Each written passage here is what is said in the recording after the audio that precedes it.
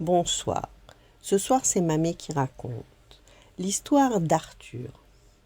Arthur est un bel éléphant d'Afrique. Il a de magnifiques oreilles qu'il agite tout le temps. Arthur a une femme et 3 enfants. Cette année-là, dans la savane où il vivait, il n'y a pas eu de pluie du tout. Il n'y avait plus rien à manger. La terre était brûlée, le fleuve a séché. Il expliqua à sa femme qu'il fallait aller à la ville. Là-bas, il trouverait du travail pour nourrir sa famille. Ils se mirent donc en route. Les enfants étaient heureux de partir pour découvrir la ville.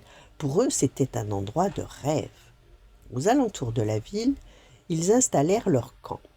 Le lendemain, Arthur partit de bonne heure pour trouver du travail. Il arriva dans une rue bordée de magasins. Que pouvait-il faire? Un éléphant, ce n'est pas une souris, hein. C'est grand, c'est gros, c'est lourd. Il ne pouvait pas travailler dans une boutique. Il n'y aurait jamais assez d'espace. Il arriva sur une grande place où l'on construisait un immeuble. Il s'arrêta pour regarder. Le chef de chantier le remarqua et s'approcha de lui. « Bonjour, cherches-tu du travail ?»« Bonjour, répondit Arthur, oui, je veux travailler. » Le chef lui proposa alors de déplacer des barres de fer avec sa trompe. Il le paierait chaque jour. Arthur travailla jusqu'au soir. Il rejoignit sa femme et ses enfants à la tombée de la nuit. Il avait acheté des provisions et tout le monde se régala. Il se rendit compte qu'il s'était coupé la trompe et sa femme dut lui faire un pansement. Le lendemain, il était incapable de soulever même une feuille. Il avait mal. Il partit tout de même, espérant trouver autre chose à faire. Il traversa toute la ville et se retrouva devant un garage. Des hommes nettoyaient des voitures. Ils frottaient, portaient des seaux d'eau, rinçaient, essuyaient les carrosseries. Par jeu, Arthur mit sa trompe dans un bac et pulvérisa l'eau en l'air. Les hommes s'arrêtèrent pour le regarder. « Fantastique !» dit un petit homme qui arrivait en courant. « Tu es embauché !» Arthur ne comprenait pas bien. L'homme lui amena une voiture avec ordre de la laver au plus vite.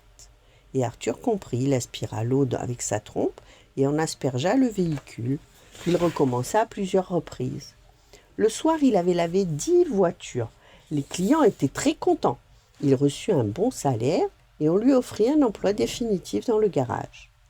Il acheta des fleurs à sa femme, des bonbons pour ses enfants. Il rentra chez lui tout heureux. Quand il eut remis ses cadeaux, sa femme lui demanda quel était son travail. « Devinez, dit-il, mais je vais vous aider. » Il mit sa trompe dans un baquet et envoya l'eau dans les airs. « Jet d'eau !» dirent en chœur les enfants. « Notre papa est jet d'eau !» Arthur sourit et applaudit. « Bravo, vous avez trouvé !» Les petits éléphants adorent jouer dans l'eau. Pour ces enfants, ce n'était pas un métier, mais un jeu. Jet d'eau, quel bonheur!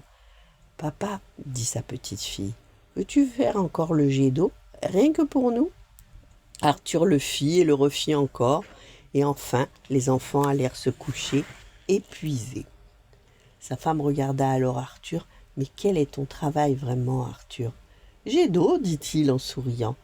Les adultes disent laveur de voiture, mais les enfants ont raison. Jet d'eau, c'est beaucoup plus amusant, et désormais je suis jet d'eau. » Sa femme sourit. Qu'importe la réalité des choses, si avec un peu d'imagination on peut y mettre de la poésie. Arthur fut ainsi le premier éléphant jet d'eau.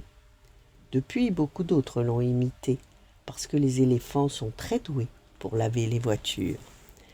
Voilà, bonne nuit, faites de beaux rêves et à demain.